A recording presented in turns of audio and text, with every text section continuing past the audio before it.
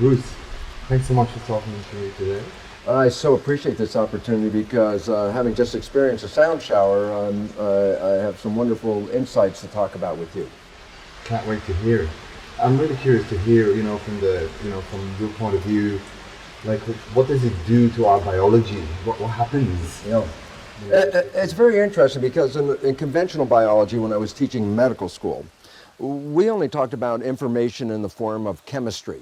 Hormones, drugs, pharmaceutical agents of some kind, as that's what provides information to the system. So if the system's not working right, you take a drug, and the drug carries signal and information and then changes the operation of the body. So we're very locked into a mechanical, physical biology, and that's conventional allopathic medicine. In recent years, there's the rise of a new kind of medicine. It's called energy medicine. And the significance is that we find now that there's a very sound physical and biological understanding of the role of energy and vibration in medicine. So it's interesting because this is not relatively new. I mean, chiropractic got off the ground in 1895 because D.D. Palmer started to emphasize the nature of vibration and tone as part of the system, talking about when the system's out of alignment, you interfere with the vibration and tone, and so adjustments of the skeletal system would bring it back. That was in 1895. Over the years, more and more information started to come about the nature of vibration and what we call resonance, harmonic resonance. And what was really interesting is, I think it was about 20 years ago, there's a physicist by the name of McClare, University of London. And he said, okay, look, we're very clear now. Information can be carried by chemistry, and information can be carried by vibration. And his question was, would there be a preference of one form of information over the other? So what he did was an assessment of trying to compare the relative effectiveness of using a chemical for information or vibration. The results were amazing and astounding for this reason. Number one, when we talk about chemistry and we bring a drug into the body, the drug to work has to bind to something and have a chemical reaction. Well, when we go back to our days in high school when we all were playing with chemistry sets, you might remember that when we added chemicals in a test tube and you held onto the test tube got very hot and warm. Well, in the nature of physics, heat is called dissipated energy or wasted energy. So what they started to recognize, and McClare emphasized very specifically, was this. If I use a chemical to carry a signal, and I say that there's 100% energy of signal in a chemical, and I say then I make a chemical reaction, but then I have to subtract the energy of the reaction. It's a thermochemical reaction. So I said, well, what do you mean subtract the energy? I said, well, the heat that comes off is energy that was being carried but is not being used for information. It's just part of a chemical reaction, heat of reaction. Well, it turns out 98 to 99% of the energy carried in a physical molecule is lost in the form of heat. So if I say, okay, I have a chemical carrying 100% information, it goes into the body, has a chemical reaction to pass that information, then I say 98 to 99% of that energy available for information was wasted as heat. So a chemical reaction carries anywhere from 1% to at most about 2% of the energy is transferred as information. A loss of 98% or more of the energy, okay? He compared that to, what if I send energy via vibrational signature, sound or electromagnetic field or light? I say these are vibrational energies. I say if you're passing a signal with a vibrational energy, how much of that energy is lost in the reaction? Virtually none. So if I say, okay, now I'm going to compare the effectiveness of a chemical signal and an energy signal, and the results are very simple. The chemical signal passes 1% information. The energy signal passes nearly 100% of the information. So the first conclusion was energy is 100 times more efficient in sending an informational signal than our chemical signals. So given the choice of do you want to do a chemical reaction or an energy healing, you get 100 times more efficiency from the energy healing. That's right off. So McClare really concluded, he said, given the option, we must recognize the truth that resonant information, vibrational information, is profoundly more efficient in sending information. And also there's a second character as well. How fast does it take the information to get to from the source to the destination? Well, chemicals have to move through fluid. So let's say I measure how fast does a chemical move in one foot. And if it was really moving fast, I'd say take 1 second for that chemical to move 1 foot. So I say, chemical signal travels at about, at this case, 1 foot per second. And I say, and what about a vibrational signature like electromagnetic fields or photo light or something like that? That travels at 186,000 miles per hour, or per second, 186,000 miles per second. So I said, well, which is more effective? A chemical going 1 foot in 1 second, or a vibrational signature going 186,000 miles in the very same second? The answer is, oh my gosh, it's profoundly faster. So then you look at the nature of biological systems which depend on signals for their survival. And if your survival is dependent on receiving a signal, interpreting a signal so you can make a response, I say, I could signal you with a chemical, or I could signal you with vibration. And the answer is the biological system would by far have a preference for the vibrational energy because it's so profoundly fast and so significantly efficient that if your life depends on getting a signal, and the cell's life does, then there's no comparison between the two. Chemicals work, but not anywhere as effectively or as efficiently as energy healing. And this is why we're moving from an allopathic chemical drug-related medicine into energy medicine, because it's now been recognized that energy, which includes thought as well, is profoundly more effective in healing than our chemicals. I have this feeling because, I've been working now with sound for almost 20 years. In the beginning, it was really kind of out there. There's hardly anyone knew about it or even talked about it. I'm kind of getting a sense that it's like becoming the medicine of the future in that sense. And I get a lot of, feedback from people that come to, whether it's private sessions or the group sessions. And there's a couple of things that I see that stand out in terms of effectivity of this being exposed to the sound. One is anything related with stress, which is probably the biggest cause now for disease, stress. Yeah, absolutely. 90% of illness is now attributed to stress. Yeah, so I really see how sound really, it's almost like it allows the stress to seep out of the system, really bring this peace of mind and really kind of bring people into a very, very deep state. So that's one thing. Yes. I'd be interested to hear, what you have to say about that. And the other thing is also pain related, arthritic conditions, bones, aches, all kinds of conditions like that. It seems to be a really strong reaction and response and effect for the sound in these kind of conditions. Yeah, it's very interesting because there's two different things you talked about. One is the stress reduction, okay? And then we'll talk about the joint one in a second. Stress reduction, it's very interesting to understand that if you were looking at a healthy system, let's say on an oscilloscope, it would have this beautiful sine wave, just a smooth, nice wave. It's got harmony to it, okay? When you look at a stress situation, it gets very choppy, like electrocardiogram or EEG, when you see the wire, the lines jumping up and down like that. And the significance is very clear. Harmony is health. Disharmony breaks down that health because it breaks down the harmony, okay? When you're in sound, and they're nice, pure sounds, you entrain or entangle with the sounds. That's why music, historically, from the ancient Greeks, they already knew music was profoundly important in healing, and that was 5,000 or more years ago. And they started to recognize that. Well, we now know there's a reason why, and that is because their systems try to entrain with each other. And so if one is out of harmony and one is in harmony, then the significance is when they come together, the tendency is to drive them both toward harmony. That is the natural state of the world is harmony, okay?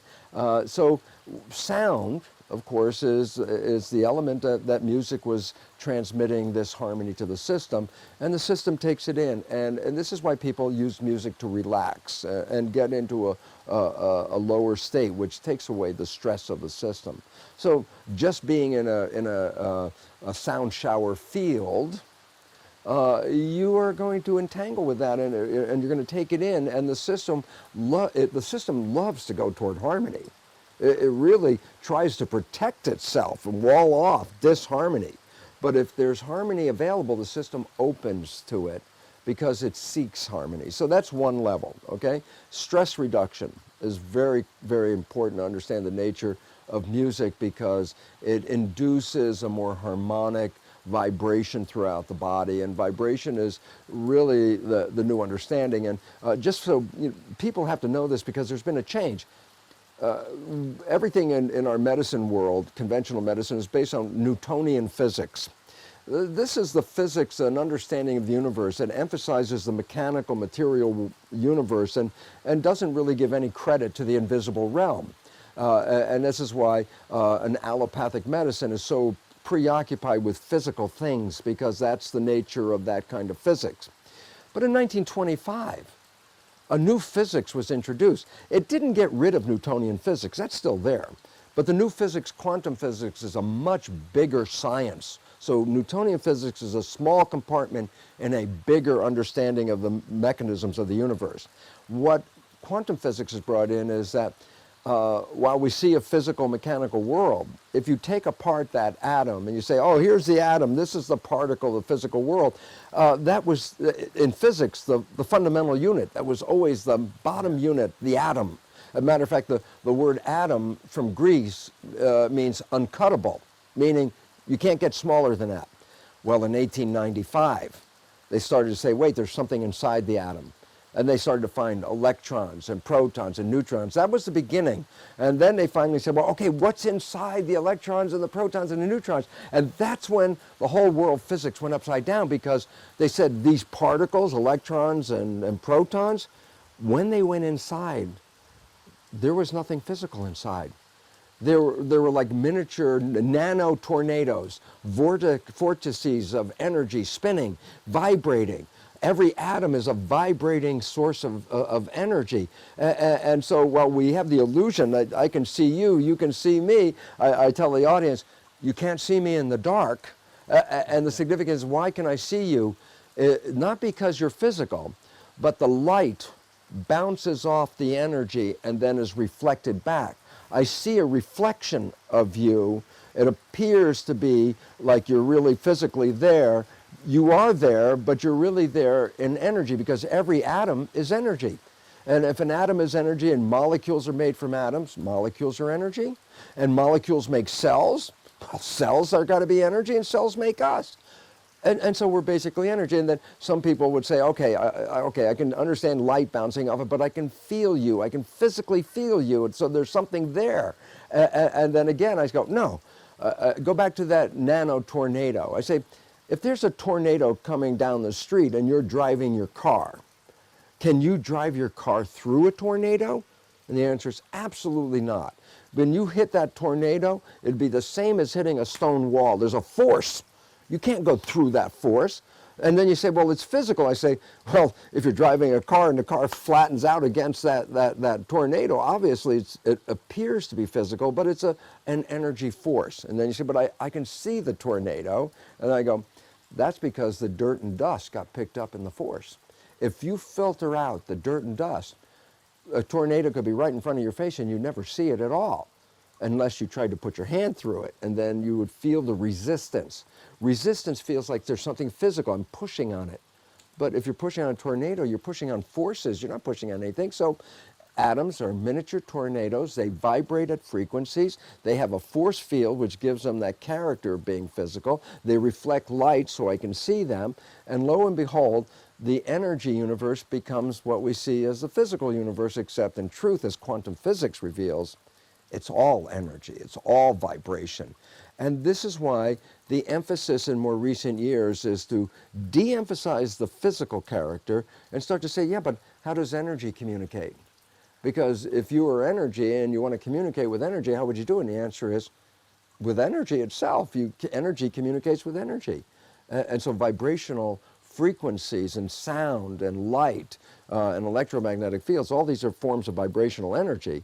That is the language that our atoms respond to because they themselves are energy. Matter of fact, every atom gives off light and energy, and every atom absorbs light and energy. That's a fundamental law of physics. Now you say, okay, I'm creating a healing frequency, I'm creating a healing sound. And I say, yeah, of course, by the nature of atoms, when they're resonant, when they're in harmony, they will absorb the energy from that. And that's called, in physics term, it's an interference. The energy of the sound you make is interfering with the energy of the body, but there's two kinds of interference. One is called constructive interference, and one is called destructive interference. Constructive interference is what the sound shower produces, is energy that when coupling with the other energy enhances the energy. So two energies can come together, entangle, and become more powerful. But there's a destructive interference, which says two energies can come together and they cancel each other out. So there's no energy at all in the net result when you add it up. And both of them are necessary for healing, because sometimes you want to enhance something, and sometimes you want to bring down the vibration of something. So you use energy interference, which is fundamental to the new physics and fundamental to the new energy medicine. So what in the old days when they couldn't measure it, while they still couldn't measure it, you and I are quite aware, even if they couldn't measure it, the people had experiences with it. But scientists don't accept a person's experience. They say, show me the number on the chart, But now we have technology. Now we have new ways of looking at it. I can read the energy on the chart. We can see this. And this is why energy healing is rising in our civilization, because of its efficiency and effectiveness, and because of its ability to enhance energy. And this is what I experienced when I experienced the sound shower with you directly. This is what I experienced. So part one of the question, does energy stress reduce? And the answer is absolutely, because it can take a disharmony, and when you put the right energy into it, the structure that's not in harmony will through constructive interference, entangle with the harmony. And then the net result is it takes something that is in disharmony and brings it into harmony. And as I say, what's new about this? 5,000 years ago, at least they were talking about this. But today we have technology to read it, but they knew about it that long ago. So that's an interesting aspect. Yeah. And we have a second question, which seems like an hour ago right now, but I can still remember it. And it's affecting why is the sound so influential in affecting issues with joints and bones and issues like arthritis and stuff like that. And again, that's another interesting thing, because number one, people don't understand this. Bones have more nerves in that tissue than are found in almost any other system except the nervous system itself. There are more nerves in bone than any other organ system. And all of a sudden it says, wow, yeah, so the bones are fully innervated. And we also know that bones are crystalline. Now, most people think of bones as just like stone. It's like rocks and crystals, but they don't recognize it's living. It's very much alive. And the significance about that is also bones have a character that's really something so exciting, because we're just beginning to understand the nature of how this character is called piezoelectric activity. Piezoelectric is a complicated scientific name, but many people are familiar with piezoelectricity. For example, if you have a gas stove, and what you're going to do is you want to turn the gas on. So as you turn it on, then you hear click, click, click, click.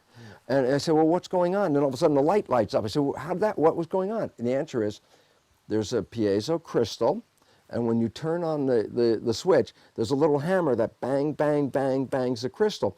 Every time you bang a piezoelectric crystal, what it does is it gives off an electric spark. So that's why you put that piezo crystal in the gas area. You hit the crystal, the spark comes off, and you ignite the gas. Well, bones are piezoelectric, and there's a couple of reasons why. Number one, when you stand on a bone or you put pressure on a bone, you are the same as hammering the bone, and you're sending electricity activity through the bone, okay? This electrical activity determines where the bone is going to build extra strength, because that's where the pressure is coming from. So it knows where to build bone by the direction of the electricity. So, for example, your posture is very critical. Let's say a woman wears flat shoes, and her posture, the bone and the energy hitting the bone is going straight up and down, okay? And the bone will build its strength up and down to resist the force of gravity. If she puts on high heel shoes, guess what? She changes the angle. Now the angle of the electricity comes at a different angle and builds up the bone in a different way to, again, it's always accommodating gravity. So electrical activity in bone is a very necessary part of bone growth. But then here comes where the joints and the arthritis comes in, and that is this. As I said, bones got so many nerves in them, and people don't realize that when two bones touch each other, that's two nerves essentially grinding on each other. The pain is excruciating, as people with arthritis will know. And you say, well, how come when I stand up, I don't feel the pain, okay? And the significance about that is that there's something called joint fluid. It's called synovial fluid. It's a chemical called hyaluronic acid. And this is where the electricity now comes back full circle. The bone, when you stand on it, pushes electricity. The electricity not only adjusts the growth of the bone, the electricity also goes into the joint fluid, the synovial fluid.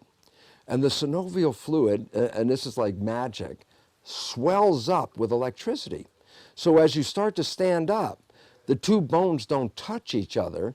The swelling of the fluid pushes the bones apart. They're actually levitating. The bones don't touch each other. They're sliding over a fluid, and the fluid is keeping them apart.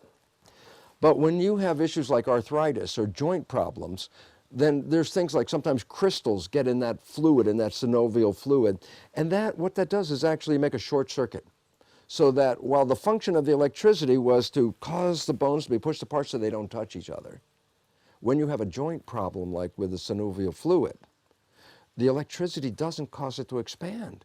And the next thing you start to find out is the bones are now beginning to touch each other, and that's why arthritic pain is so detrimental, because the bones are not being separated from each other.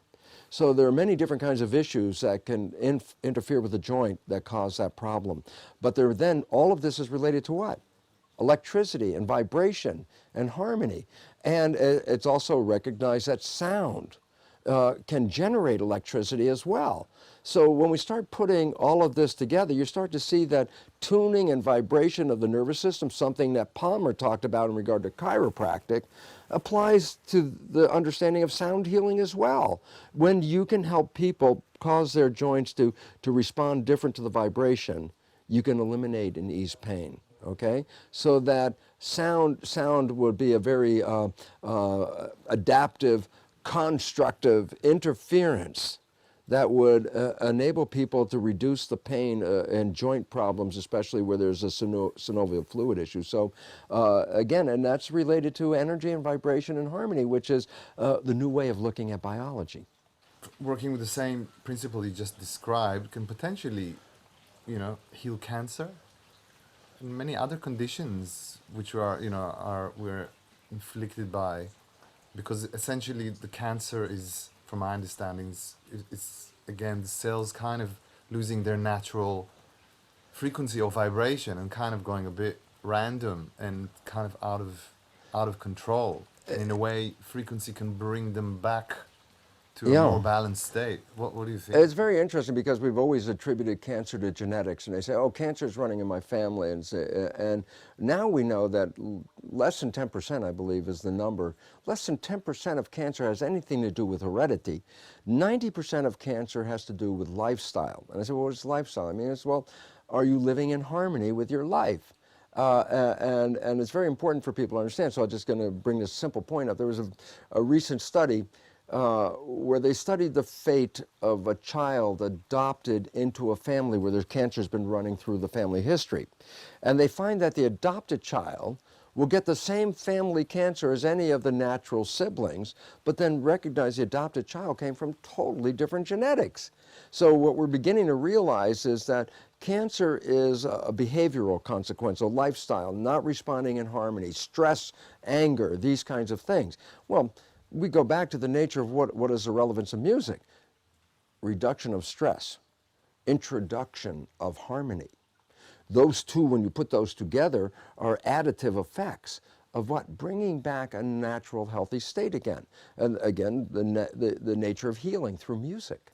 And so, yes, it has a very profound direct, and almost all our illnesses is really coming out. The American Psychological Association has recognized that up to 90% of 90% of illnesses, or 90% of doctor visits is what they call it, are totally due to the nature of stress.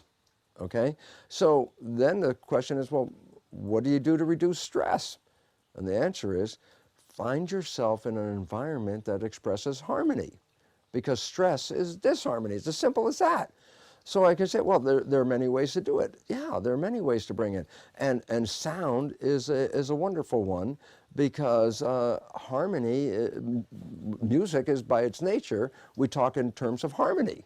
So the character of music is harmony, and when you get a music that expresses a nice flow and harmonic resonance to it, it entrains you, and it causes the mind to stop with all that stress and calm down and try to become more, harmonious and more flowing. If you can just do that, it would be a primary incentive for the body to heal itself, because it heals itself when you stop your stress. And this is why the nature of sleep was so important. Sleep says, okay, shut off that mind. The mind is interfering with the system. When you go to sleep, and the operation of the mind, which is creating all that thinking about, oh my God, can I pay the rent? Can I fix the car? How's my relationship? All those stresses at night shut off. And that's when the body says, oh, okay, this is our opportunity to heal. But why wait until nighttime? You can do this. All you have to do is calm down. And so it's really interesting, as you start to find harmony and bring it into your life, you get healthier. And love is the most wonderful harmony of all, because all you have to do is ask people who are in what I call the honeymoon phase. I say, are you healthy? And almost everybody in that honeymoon phase is exuberantly healthy. I say, why? They're finding that harmony of love. The garden, the environment is so beautiful, and life is so peaceful. So, do you have to wait till you fall in love? I said, well, not necessarily. How about just creating an environment that would provide you with that? And all of a sudden I say, oh, music is really good for that, isn't it? And then we go back to the same old story, yeah. For, thousands of years this is recognized, so why would it be any different today? Except for today, the difference is, today we can read scientifically the consequences of all this by wiring people up with electroencephalograph, for example, or doing electrocardiograms and reading heartbeat and heart rhythm and stuff like that. Or any of the things, the stress reduction, I can look at how much stress hormones, cortisol, is in your system, and read it, and then have somebody go into relaxation or get into harmony, and then look and you see, whoa, there's a reduction as soon as you start to find this. So it's really incumbent upon us to find it. And I'm so glad that you offer an alternative, because many people think, oh, well, I've got to take a pill. And the fact is, oh man, let's get off that track. That's old-fashioned. It's time to get into the more effective influence of energy, which is fortunately so different than medicine, because pills always have side effects. There apparently nothing yet to be in regard to side effects when you're doing energy healing. Yeah. So this is the natural progression, and the world is moving that way, which is really wonderful, because we don't have to spend a lot of money for that. You don't have to pay for very expensive prescriptions.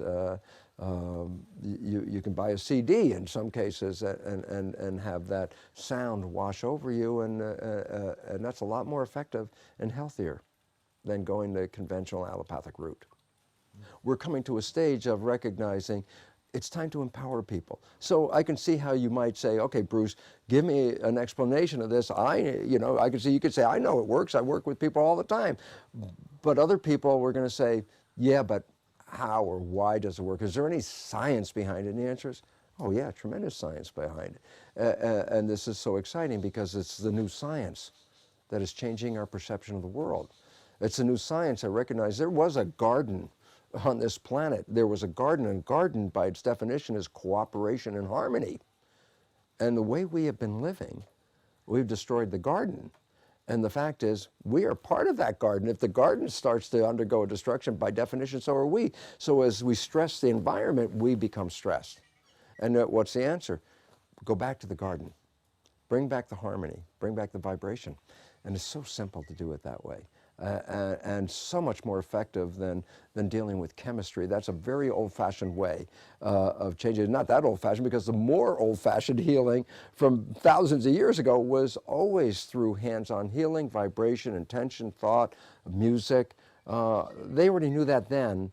We're just rediscovering it, but this time we're rediscovering it in the form of science, which then brings legitimacy to this kind of modality of healing. And that's why complementary or alternative medicine is becoming so widely respected around the world, is because people, when they try it, realize, oh my God, it was much more effective than the other form, the allopathic form.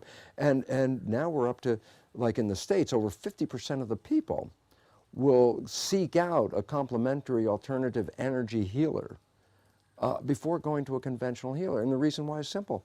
Because people that have gone that route have told all their friends, oh my goodness, this process I just did was so wonderful. And it brings other people. So it's growing by word of mouth, but fortunately, it's also growing because there's a science behind it. You know, now you've experienced both the sound shower and also the sound tuning, I call it, Yes. the one with the tuning forks. Yes. I'm just curious to hear, you know, from your own personal experience, what you're going through, what kind of happened through the session for you. Well, for me, it was kind of interesting because I did it both as a person who was saying, look, I have an issue with my knee and maybe you could help me with it. And then I also did it as, well, this is a new thing for me. So my scientific, inquisitive mind was saying, okay, what am I feeling? What's going on in my biology as you were applying the signals with the tuning forks? And it was kind of interesting because I started to find a connectivity through the system, and there was a reverberation even after you stopped with the tuning forks. There was a period where I could feel the harmonic vibration going through my body like electrical impulses going through. So that was one aspect. I also realized that there were parts that you would touch, such as my knee, but it would also reference another part of the body. So it turns out that my lower back, which now I understand is the cause of the knee problem, when you started working on my knee, the signal was sent back to my lower back, which is where the problem really originated. So there was a wonderful connectivity to that. So basically, physiologically, I could feel the system going into a state of calming down. I could feel a circuitry being completed that was sort of, I could feel the flow starting to go. And I could also experience that it wasn't a random thing, that when you hit the problem spot, it also referenced where the source of the problem was. So basically, I find, well, was that coincidence? It could have been, but I don't think so. So basically, I could feel a direct physiological correlation with the way I'm experiencing life at the moment and with the application of the signals through the tuning forks. There were direct connections between these. So I personally don't see it as a coincidence, but I truly see it as a part of understanding the nature of the connectivity and harmony of the system, which is really what brings biology. You know, it's funny because when I taught in medical school, well, we had cardiologists and they talked about the heart. You know, we had nephrologists and they talked about the kidney, and we had neurologists and they talk about the brain. And this science has actually been, it's been very good. It's provided a tremendous amount of information, but it's also been not very supportive because when we work in our body, it's all systems like an orchestra playing together. You can't just adjust one and think that you haven't influenced the others as well. And again, that's why I say even the referencing of touching my knee, but then bringing the reference back to my lower back. That wasn't an accident. That was that this whole thing is tied together. And that's why the new biology, which is making its appearance more or less very profoundly right now, is called systems biology. You don't work with one part, you work with a system. And this is what I noticed. Well, I came to you with a knee issue. You didn't say, okay, let me just fix your knee. You started actually on the other side of my body and followed the lineage of the skeletal system up from one side and down to the other side to create the system approach. So I thought that was, again, a very insightful way of looking at it, because we have a tendency, oh, I've got a problem right here, well, then you fix right there. It's like, you have a symptom right there, but it may not be where the problem is. And therefore, tuning the system before you work on any part of the system is really, I would say, a very necessary aspect of, I mean, it's like people work on an automobile today. You say, well, I got a problem here, but not until the guy puts it on the computer and reads, well, let's look at the whole system, and then we'll get a better answer. Because it's very misleading to look at the symptom, because the symptoms generally may not have any connection with the origin of the problem in a direct connection. It's not the problem. People say cancer is the problem. I say, no, cancer is the symptom of a problem. You deal with the cancer, you don't deal with the cause. The cancer will come back, and that's what unfortunately people experience many times in the process, because the cancer wasn't the cell that caused the problem. The cell was responding to a problem. So I very much appreciated, without you even saying why or anything, but I started to see it's like, he's going through to align the system first, and that I thought was a very appropriate and insightful way to start trying to understand where's the disharmony coming from. When I do the session with a group, there is a sense of some kind of synergetic or energetic, harmonizing between the group. What can you say about that? Well, that's another physics issue of entanglement and entrainment. So, for example, I have two guitars. I pluck the A string on this guitar right here. And what's going to happen to this guitar? The answer is, the A string is going to vibrate. It's called harmonic resonance. And so I say, oh, so I pluck this guitar and this one begins to vibrate, okay? Then I go, now I put my hand on this guitar, stop the A string from vibrating. And then I let it go, and I have the two guitars. What's going to happen now? And the answer is, well, this A string is going to vibrate because this one is vibrating. It's harmonic resonance, right? But then the joke part of it, I said, well, then who's causing this one to vibrate after I stopped it and it started again? Who's causing it to do that? And the answer is itself, because it sent the energy to this one, which then sent it back to this one. Well, that's two guitars. How about 10 people? Same thing. You tune them, you're tuning people like guitars. And it's interesting because there are other forms of healing that work in a group better than when they work with a single individual, because when you build up the resonance and the harmony in the group, there's the equivalent of what they call a crowd effect, where the energy of each other is bouncing off each other, and through that point called constructive interference, where two energies come together and enhance each other, then one person being healed is influencing another person who is in the process of trying to be healed, and they're sending energy back and forth, because very law of physics is all atoms give off energy and all atoms absorb energy. And therefore, since we're made out of atoms, not only am I giving off an energy, but I could receive this energy from someone else as well. So the more people in harmony, a person who's not in harmony comes into the field, like a guitar, comes in, will absorb the energy from those in harmony and affect the harmony in that individual. So group healing is a very interesting concept, just as much people may have trouble with just thinking that and say, well, wait, look at it the other way, the negative side.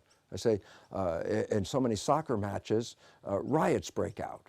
And the significance is, well, there's so many people who are pacifists in that audience, but the moment the riot starts building up, the energy of that entangles with that passive person, and they find themselves being part of the violence.